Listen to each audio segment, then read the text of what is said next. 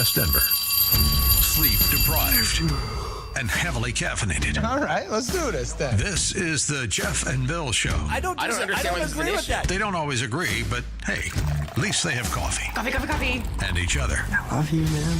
God help us. I want to bless him. We need all the help we can get. Now here's Jeff Hunt and Bill Thorpe. The Jeff and Bill Show on News Talk 710 KNUS.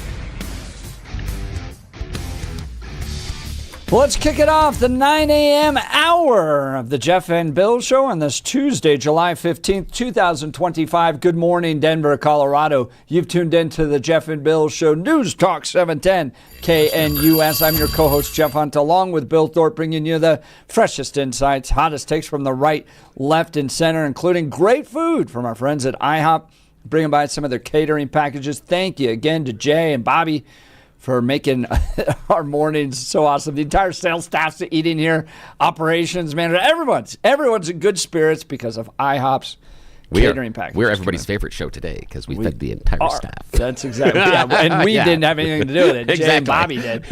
Not at all, but we will take credit. We've got a great conversation coming up. Saw this article in the Free Press about the death of libraries, and it kicked off a research project I went down yesterday looking at Denver Public Libraries, because essentially what the argument being made by Zac Bissonnette and the Free Press is that in this kind of progressive compassion world of the public libraries and the industry and the people, to try to want to solve everybody's problems, they're losing their core mission. And as a result, attendance at these places is dropping. And research is showing that it's primarily because people just don't want to deal with the homeless.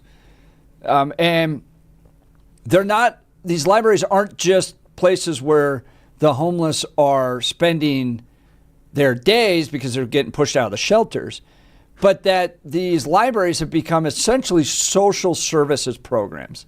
They become like homeless care facilities where they're providing housing and health care and treatment, and you're having to train a librarian to provide these services in addition to Narcan when drug overdoses are taking place. So much pressure is being put on this.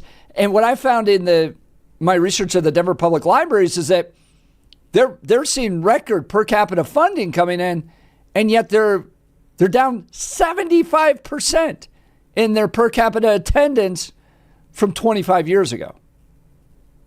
They're at 25% of the same people coming in, yet they're receiving. Why? Because libraries are providing all these social services to the homeless. So are they losing their mission and this kind of passion to provide everything for everybody? They've actually lost their moorings and their vision, which is to be a place of learning, to read books, to study, not to provide all these social services. So Zac Bissonnette will be joining us from the Free Press. Now it's time for News and Comment with a guy that didn't get any breakfast from IHOP this morning, Blake Olson.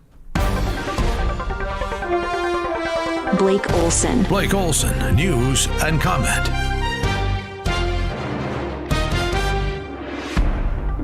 But it looks great. Good morning, Tuesday, 82 and sunny in Denver. Beautiful. Expecting a high of 95 today. This portion of the news sponsored by Pastor Camp Heating and Air Conditioning at 303-777-1234 to learn more about special savings opportunities on Lennox equipment.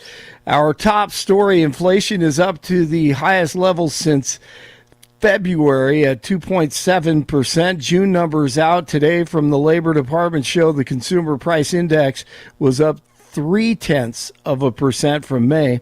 Treasury Secretary Scott Bissonnette. But I wouldn't put too much emphasis on one number. I think it's the trend, and I think one thing that Wall Street, a lot of economists, market in general got wrong early on was that tariffs were going to cause a substantial price level rise, which just hasn't happened.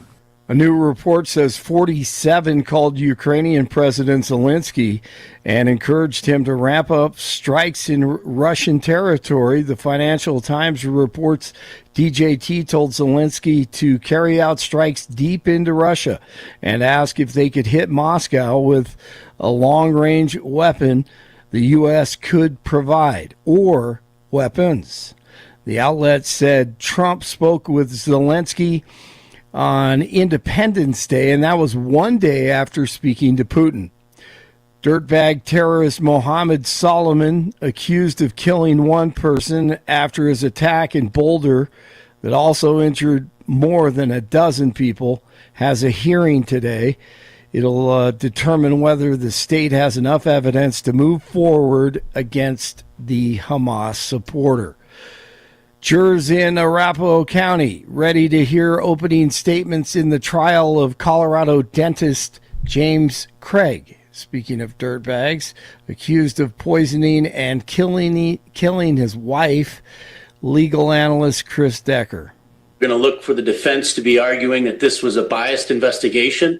It is a circumstantial case with no direct evidence.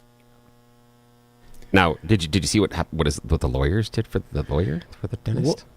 What did they do? Okay, so he has legal representation.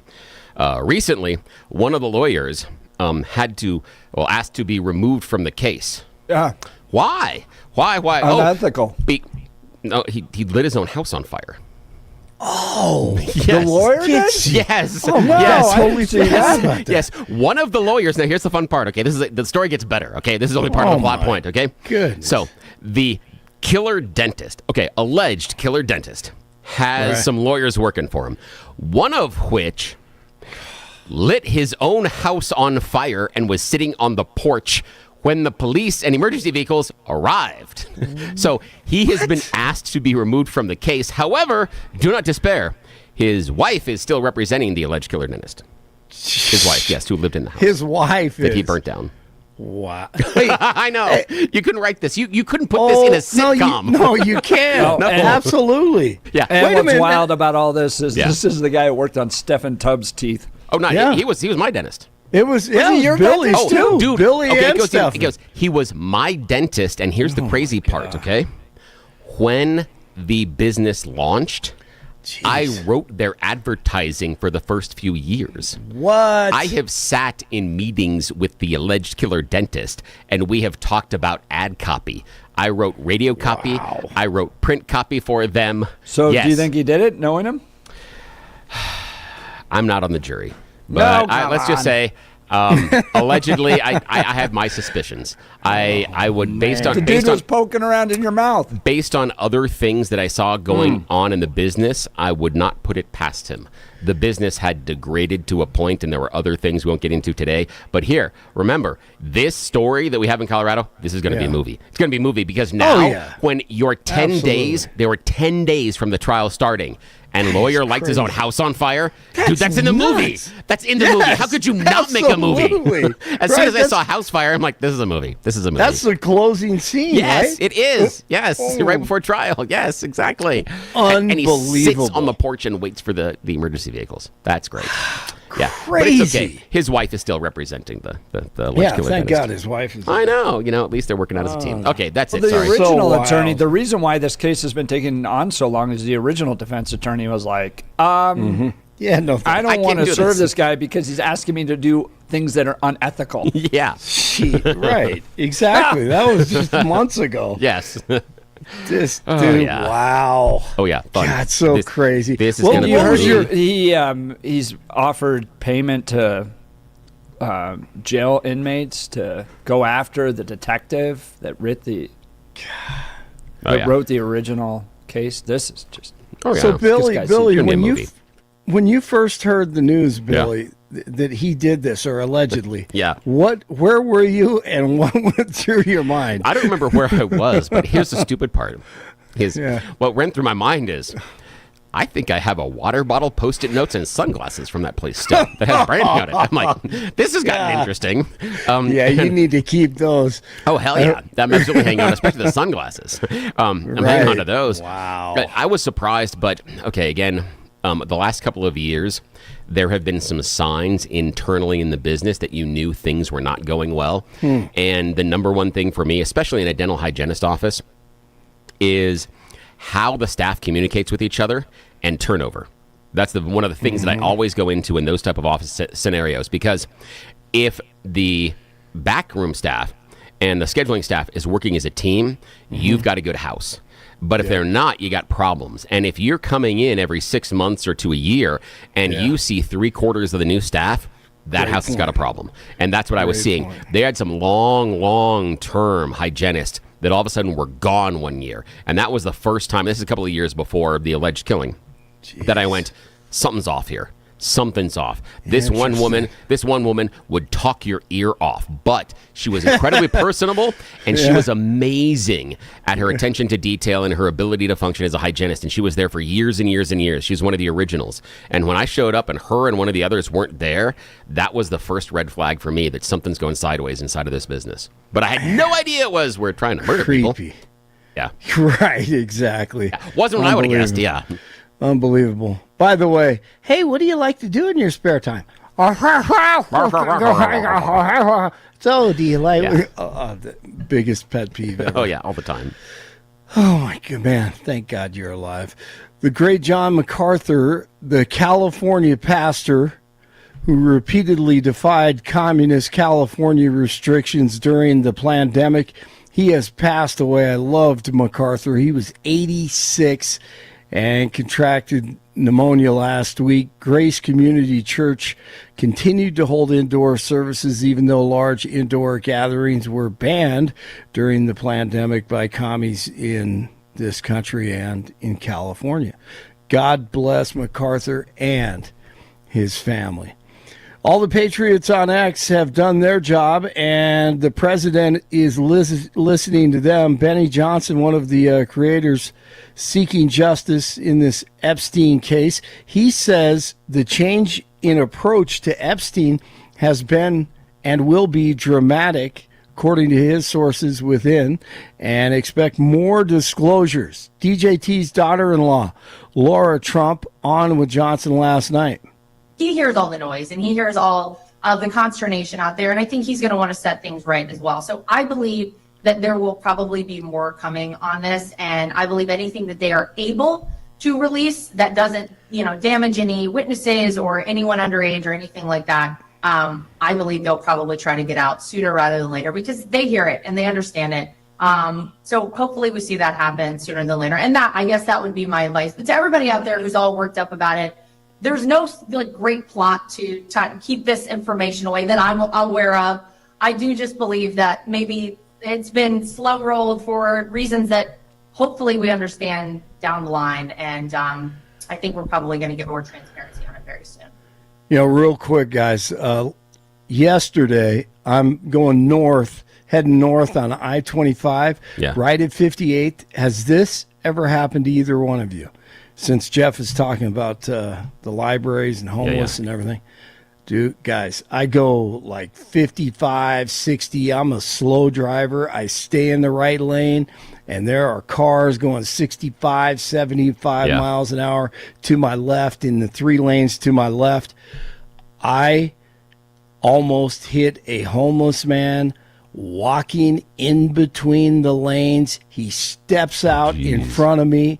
I was about 10, 12 yards from him. I had to swerve to the right. Thank God there wasn't a car there. I missed him by 6 inches. I swear. He had bare feet, no shoes on, dirty as all get out. He was crossing I-25 during rush hour. Has that ever happened? Here's the thing: is what we need to do is we need to get a hold of the governor so we can build another birthday bridge so they can just put a bridge across there to take care of it. You're right. Yeah, that would solve it. Big beautiful birthday bridge. Why did I not? Yeah, bingo. I haven't seen that, but what I have seen, obviously, it is the when you get to stop at the corners of the major intersections and then they start working the crowd. going around. Yeah, and what I'm yeah, seeing now is I right. see them working in 2s and 3s to where either they'll double up and run each line. If it's a 2-lane turn, they'll double up and each one of them will run one line of cars, or they'll work each corner. And you can Right. see them going back and forth. Yeah, working each corner. But no, I Well, haven't that's seen a them walk right out street. right now to the street. No, that's scary. Freaking highway right is by scary. Grizzly Rose. I mean, he jumps out. I have no idea how he made it across 4 lanes, but he was like in between the lanes and looking, and I'm like, what is going on? Yeah. I mean, it was the most frightening thing in the world, man. That is scary. That's really scary. I literally, I thought I was going to kill the guy. Oh, yeah, I mean, I I thought bet. it was, Yeah. So, okay, man. thank God you've never Yeah, experienced no, that. that's scary. Wow. 79 in Thornton, 80 in Lone Tree, 82 in Denver. Jeff and Billy continue. Be a little less snarky. I know, you're right. That is a problem that I have. I'm sorry. Blake Olson, News Talk 710 KNUS. Continued very warm with a good chance of afternoon and evening showers and thunderstorms. Lows tonight near 60 degrees. Temperatures will be cooler. Just lower 80s Wednesday and Thursday as a front comes through. Showers and thunderstorms likely Wednesday evening, and again on Thursday. Weather is a service of L&L Heating and Air Conditioning. For quick, trustworthy, and dependable service, call L&L Heating and Air Conditioning at 720-851-1691. Visit them online at bestdenverhvac.com. That's bestdenverhvac.com. You'll be comfortable with L&L. Meteorologist Don Day in the 710 KNUS Weather Center.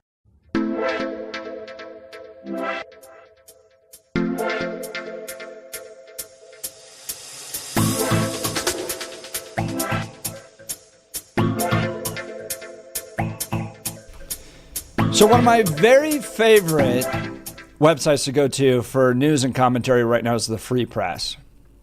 And this is put together by Bari Weiss. She came from the New York Times, and this is just a great website, thefp.com, the Free Press. And this article, The Death of the Public Library, struck a little bit of a chord with me because I love public libraries. I go to them to do work and study. I did this ever since I was in middle school. Just ride my bike to the library, and I loved being around all the books and then having a quiet place to study. But as this article points out, and I agree entirely with it, is that public libraries are in decline, not because of the internet, but because people are reading less, but because they've become de facto homeless shelters. And then this put me into kind of a research effort looking at Denver public libraries who are receiving record per capita funding from the state, yet are down per capita attendance by 75%. So what is the money going to? And what I found was that there's this entity that the libraries have created here in Denver that are essentially homeless care facilities. They're called community resource programs, and they provide specialized training for the homeless, substance abuse, mental health, and other life challenges. And the interactions are up big time there, while attendance at the libraries is going down. They provide rental assistance applications, landlord advocacy, housing applications. They're helping people apply for employment, for veterans benefits and services. They're providing connections to legal assistance support, Social Security, mental health, and substance misuse. And then they're training them to deal with Narcan and overdoses. So these libraries are essentially, and I want to remind people what the point of a library was. Originally, it was there to research and read books, a quiet place to educate yourself and to do research. And they've become homeless advocacy efforts. And the author of this article joins the Jeff and Bill Show, Zac Bissonnette. Zac, thank you so much for taking time to join the Jeff and Bill Show. Good morning. Thank you for having me. This is great. It's a great intro, and I mean you summed it up quite well. And I loved your story about that you started going when you were in middle school. That was my experience too.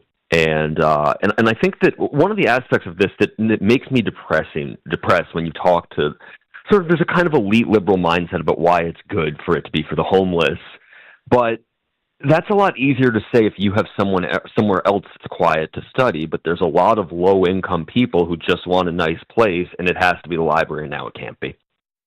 And you do a really good job of pointing out that there are two different approaches to the idea of libraries being places to help the homeless. You have one advocate who goes, yeah, absolutely, this is what we should be. He's the author of books like The Librarian's Guide to the Homeless, an empathy-driven approach to solving problems, preventing conflict, and serving everyone.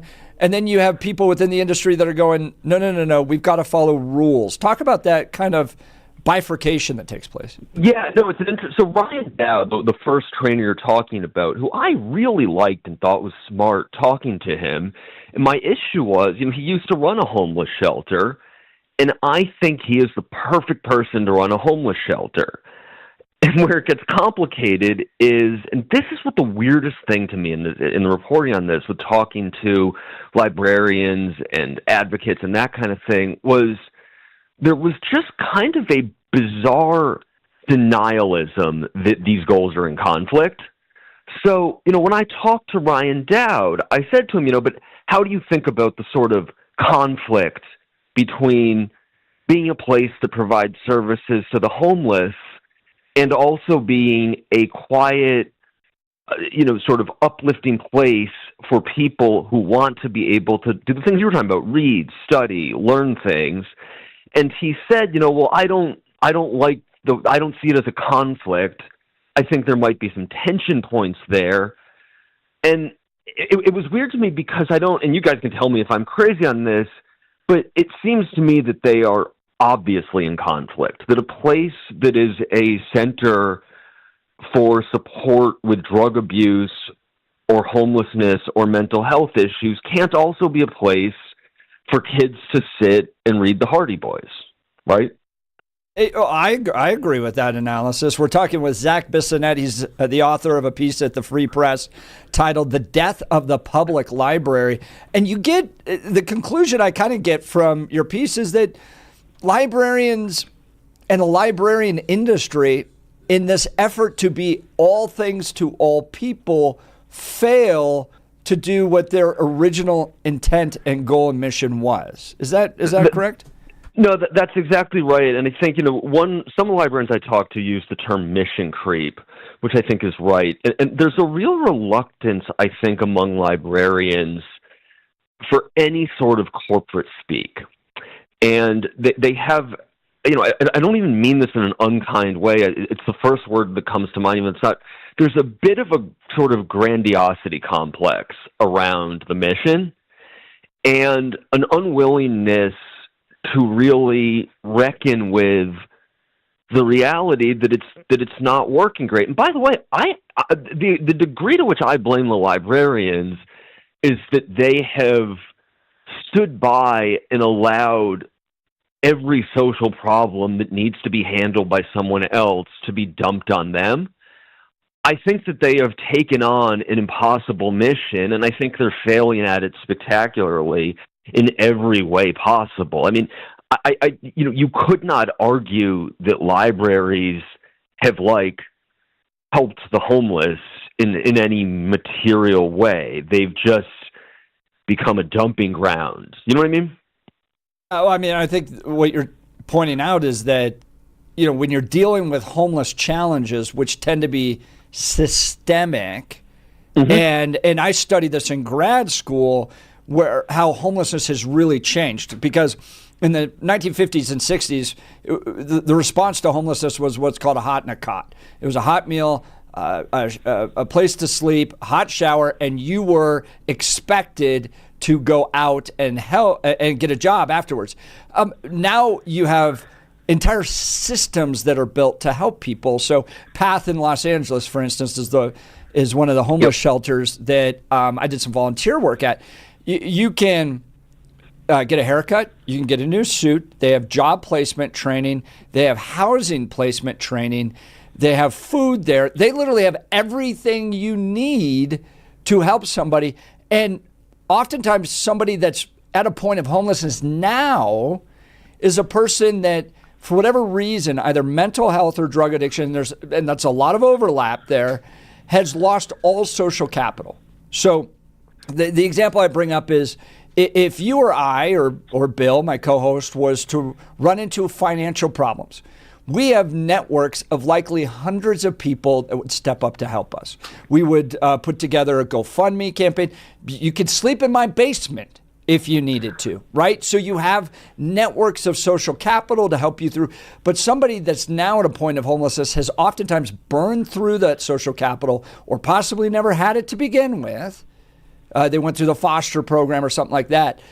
So to expect a librarian to step into that situation where there are systemic mental health or drug addiction issues, a total loss of social capital, and to expect a librarian to provide that services, Zach, I think you're right that there's not meaningful results that come from that. No, and it's, by the way, it's amazing you know all that, because it was one of the things Ryan Dowd, the training expert on homelessness, educated me about. And he was interesting because even though his views, I think, would strike people as sort of woke or whatever term you want to use, he had a very clear-eyed view about how challenging this population is, especially now, to the exact point you're making. So, one of the things he was saying is that in a lot of towns he's talked to, there's a view, well, we can deal with the hygiene issues. We just need to make sure that we have enough showers. And what he was saying is that in the vast majority of cases, those cleanliness issues and the not showering are actually a product of mental health and a reluctance to shower. It's very hard to talk about, and I think a lot of people don't want to talk about it honestly, but the term he used was, he said, this is, in America at this point in time, generally a cognitively impaired population, and I think a lot of people like to talk about it in terms of housing costs or inequality, but his point and yours, I think, is that when you're talking about this chronic homeless population, not someone who lost a job or had a fight with a spouse and is sleeping in a friend's cot, the people who are in shelters, and these are people who have severe impairments that a library is not equipped to manage. That's Zac Bissonnette. He's written a piece in the Free Press. If you go to thefp.com, The Death of the Public Library. One of the critiques might be made, well, people just don't read as much anymore, or that they don't want to attend a place where books are available because of Amazon. They could just order it.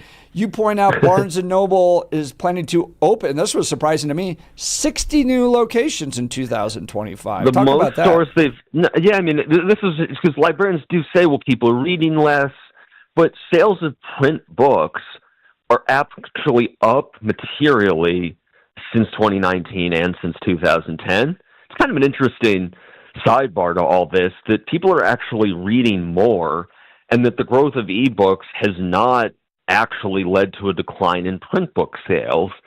So, yeah, I think the idea that libraries are failing because of the experience of the library, I believe, and the arguments that they make that it's something larger, I don't think are credible.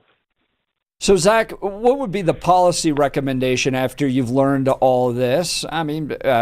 You mentioned that some libraries are trying to restrict bag size, for instance. What is a public library funded by taxpayer dollars to do? You can't ban people, I guess, if they are belligerent, you can, and you mentioned sometimes people get banned for 30 days, something like that. What becomes, in your mind, the recommended policy response? This is the hardest part of it. I think the first thing is the hubs for resources need to be in places other than in libraries. Right now, and I'm not familiar with Denver, but from what you're telling me, it isn't sort of incidental. It sounds to me like from your research, they have made a concerted effort to turn the public library into the sort of hub for homeless services management. And my view is they should just stop doing that. And then the individual behavioral issues, obviously, you have to deal with separately. But I think in a larger sense, the public has to decide what they want libraries to be.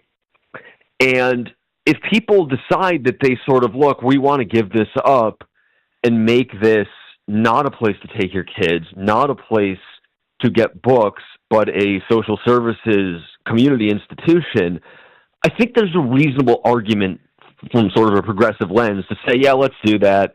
And then other people can use Barnes & Noble or Amazon, and we're just going to sort of destroy the public library in its original function to turn it into this new thing. My issue is that was never voted on. That was never debated. That was just done, I think, over decades in this sort of naive, sort of messianic way where that is functionally what they have done and no one ever agreed to it. That's Zac Bissonnette from the Free Press joining us about the death of the public libraries. His focus is what's the mission of the public library and has it lost its way? Has it become more of a hub for social causes, specifically homeless? And I can see the argument for that because, again, if you're homeless and it's the middle of the winter here in Colorado and you have a choice to go to a shelter or you have a choice to go to a library, you're probably going to pick the library just based on what's there, the community, you still have access to resources. So that's the idea, Zach, is do you think we as a society should be honest about redefining what a public library is? Or, as we refer back to the person you had earlier, is this just a fault of mission creep and we have forgotten the reason why public libraries are there? What's your opinion? I think it's the mission creep issue because I think the evidence is overwhelming from sales of print books, from the growth of Barnes & Noble, that there is still public need for this really important institution for the public. The other thing I think is really is important on this is, and this is sort of more of a progressive critique of allowing this to happen, but it is bad for a town or a state to have large numbers of property owners feeling that they are not getting anything for their tax money. And it tends to lead to defunding of public services, resentment, fights against property taxes. And one of the things, when I talk to librarians, one of the most common issues that they have is people who are not homeless coming up to them and saying, I pay taxes for this. And I get that that's a little unkind and it kind of makes me scorn. By the way, I would never go say that to a librarian because it seems kind of obnoxious. But that sentiment is real and I think it's socially bad. And that's what I'm worried about. That's Zac Bissonnette, the author of a piece in the Free Press about the death of public libraries. Go to thefp.com. It's a really great piece. Zac, talented writer. He's a New York Times bestseller, including the book, The Great Beanie Baby Bubble.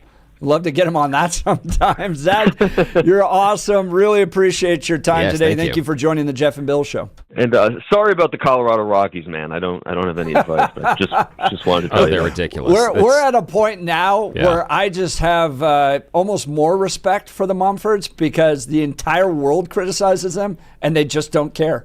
Yeah. No, there's a performance aspect to it. Yeah. And let me tell you this, Zac Bissonnette from the Free Press. I want to let you know now, my kids are a touch older now, my youngest being 16 going on 17. But when they were younger and we would go out to the Rockies ballpark, because again, we've got decades of just sucking wind here in the Mile High City for the Rockies. They were convinced that that wasn't a baseball park. It was a food court where the entertainment was a baseball game going on. They were convinced that wasn't a baseball game. That was a food court that happened to provide you some side entertainment. Yes. They were shocked. And now it doesn't even provide side entertainment. Yeah, not at all. Not even close. Not even close. Unless you're a fan of the other team. Zac Bissonnette, Yes, thank you so much. Appreciate the time Thanks, today. All right, we got Pete Boyls coming up next. You're listening to The Jeff and Bill Show. This is Denver's talk leader. We're News Talk 710 KNUS.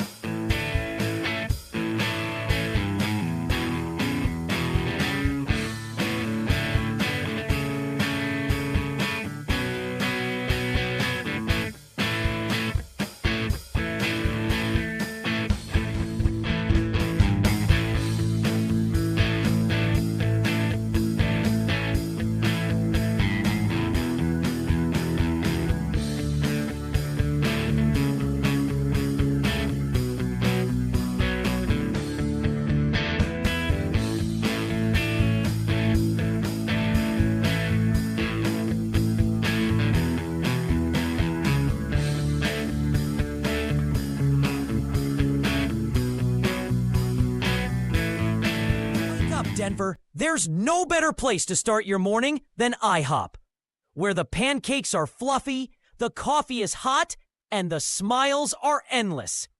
Wednesday, August 27th, join Jeff and Bill as they broadcast their show live from IHOP at 1595 South Colorado Boulevard in Denver.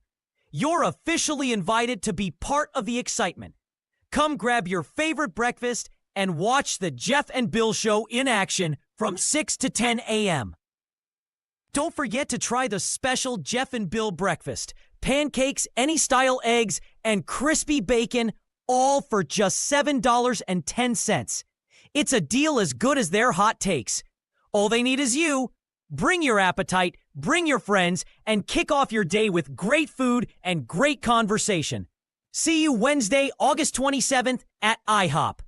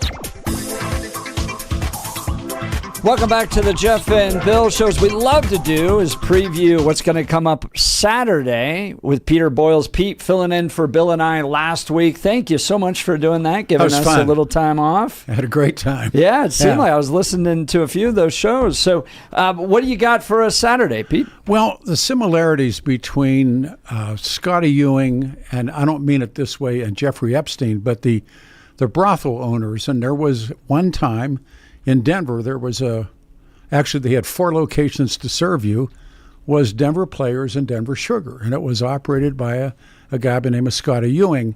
But the client list, if you would call it that, and now we're talking about with Epstein, is there a list? Is there? And Alan Dershowitz says, of course there is. I've read it, and other people said they've seen the list. Well, in the case of Scotty Ewing, I know there was a list. And the strangeness of it is one afternoon, Scotty's house that I actually was in that house, I was taken there, that client list was stolen. And there's a police report, and these are things that I learned in the aftermath of all of this. They didn't steal diamonds or gold or, kinds of things you think a break-in would steal. They stole the list and his computer. And now I don't know who did it or why, but back to the day, and you were talking, it really was before your time. It was just when I first actually had Billy with me, but we were given one of the pages of the list, and it said Michael Hancock, City Council, and a phone number. So he was running for mayor, and his opponent was Chris Romer, Roy Romer's son. And so I said, no guts, no glory. We'll call the number live on the air. And we did, and the voice said, hi, it's Michael. Of course, it was him. And then the Denver Post went out of its way to cover up for, without a doubt, Chuck Plunkett did a horrible job in trying to cover up the role that Michael Hancock was playing in this. But I've always believed that it wasn't Michael Hancock. Here's this young African-American guy from City Council who won a mail-in ballot. If that had not been a mail-in election, Chris Romer may have won. But we, halfway through the week of mailing in, I think it was on a Thursday morning when we finally played the cut that we had. And by this time it's over. In a sidebar story, I was leaving the old, now it's iHeart building, and Chris Romer was on the floor waiting to go up and do the Mike Rosen show at 9 o'clock. And I should say the Romers weren't fans of mine because Patty Calhoun and I did that story about, and Tom Tancredo did the story about B.J. Thornberry, the Roy Romer's aide. So I didn't think, I saw him and, hey, Chris, and I said, don't throw away your yard signs, like you're still in the game. And end the story, Michael Hancock won. And then it really starts to come apart. Well, Scotty, who I got to know and actually liked, Scotty sold the business to a woman named Brenda Stewart. And Brenda Stewart then gets indicted with Players and Sugar. And neither one of them ever did time. And they charged Brenda with money laundering, witness intimidation. They charged her with all kinds of things. Scotty as well. But when it got down to it, I think Brenda did 6 months. Scotty did 6 months home detention. I think Brenda did even less or about the same amount. In other words, they weren't prosecuted. It's my old gimmick line that go to the dentist, and he says open wide, and then you put your hand inside his leg, and he says, what are you doing? He said, we're not going to hurt each other. And I think the pressure that must have been down on, I never trusted Channel 9 through that. I'd never trusted the Denver Post. We did it on KHW, and I think it led to what eventually happened to me there. The day that I had Scotty scheduled, he was going to do the radio show. I talked him into it. He had spoken to no other media, and he said, I'll do your show. And I said, great. And they started to call me the night before First, it was Dan Mandis that called me, and it ended up with Pat Connor calling me, who was the GM at the time, and telling me I couldn't have this guest in studio. Well, my personal belief is the heat was on. That the rich and powerful that were friends of theirs, or certainly friends of the management at KOA. Lee Larson is now gone, and I said, "Well, you can have your job." I said, I said, "This guy's the hottest get. You know what a get is, and Billy knows a get." Yeah. I said, "The guy's the hottest get in Denver." So I came into work that morning, and they had Dan Mandis sitting in the studio as a little radio cop. I've been around the business a little bit, and I asked Mr. Mandis, I said, "Hit it or we're going to have a problem." And so he left the studio. Scotty came in and named one person on the list, and I had an experience. We good on time? We're good? Yeah. Okay. Yeah, we got about 3 minutes. Okay, I had an experience when Denver was cracking down on loud motorcycle pipes, and we had VU meters, and I had the fabulous Vestel brothers, and we were testing people's motorcycle pipes at Avalanche Harley Davidson on West Colfax. And this big Mercedes pulls up, and a guy gets out, and if I said his name, you'd know it. Married with a couple of kids. And he came over and said, "Can we talk?" And I'm looking at this guy like, what are you doing here? And we started walking towards the city, and he turned me around, and he said, "I'm on the list." And I was going through a divorce at the time that I didn't want, and I made a decision then that I wouldn't do that to anybody, that knowing those names, and if you broadcast those names, you were going to cause so much harm and pain in someone's marriage. And I've been critiqued pretty heavy for that decision, but I decided not to. Now, does the list exist? Yes. I believe there's a Denver attorney that has that list, and certainly the cops have the list. And final one was Chris Romer. I later meet him at a party, and we started to talk about exactly what happened. And he said, "Did you know there's tapes?" Which is really right on Jeffrey Epstein. So, dude, this Saturday, so that show is going to to be fire. We're going to do it Saturday, and the parallels. Although Epstein's such a horrible human, and what they did, and the rest of that stuff, but Denver, we went through it in Denver, and we'll name names of who tried to block it and stop it, but. This Saturday, 9 to 1, here 710 KNUS. You're not going to want to miss this one. Peter Boyls, thank you for previewing it. Well, thank you for letting me do the show last week. That was a kick. Oh, that was so cool. You did great. Good to be back. All right, we'll continue. You're listening to The Jeff and Bill Show. This is Denver's talk leader, News Talk 710 KNUS.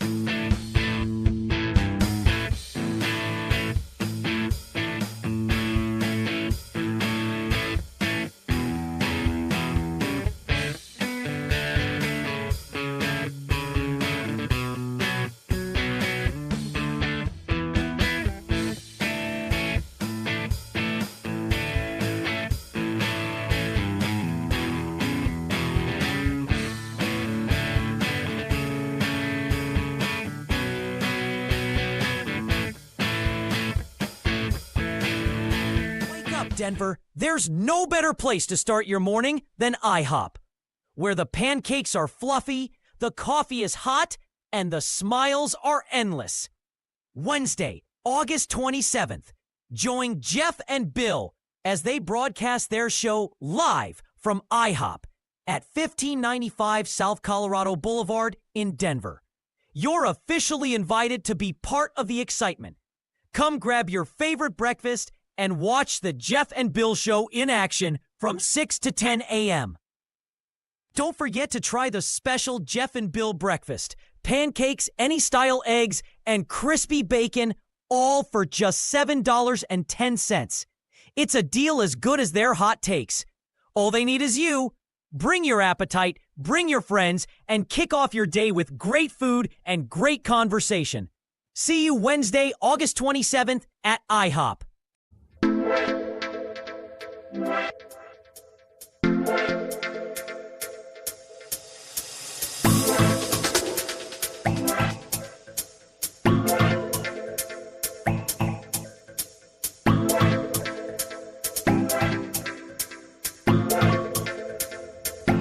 Welcome back to the Jeff and Bill Show. It's been an absolutely fantastic show. If you missed any of it, go to 710knus.com to download the podcast. Bill and I debating Trump, NATO, Ukraine, Putin, all that in the 6 o'clock hour, 7 o'clock hour. Rory O'Neill joined us with an NBC News national correspondent on drones and how the United States is responding to changing battlegrounds with the rise of drone warfare. Jay Birdsong, Bobby Hancock from IHOP dropped off some of their catering packages, so we got to enjoy that in the 8 o'clock hour. And then Zac Bissonnette, Free Press, on the death of the public library. Plus, Pete Boyls previewing what's going to be a wild show. Oh, and yeah, Pete and I were crazy. just talking about that before. And I say the same thing about the Epstein list, is you get these guys that are smart enough to build big industries, right? You have to be top level. Yeah. Intelligent to build these and then find yourself on lists with escorts. Like, really? Yeah. Really? Oh, yeah. And also the idea, or again, with the Epstein, the idea of why would you put it on a list? Because as Pete showed up, someone broke into the house, didn't take anything except the list. Man, I'm going to be tuning in Saturday. So Peter Boyls, always fun and entertaining. Again, go to 710knus.com to download the podcast. We'll continue. Charlie Kirk's up next. You're listening to The Jeff and Bill Show. This is 710 KNUS.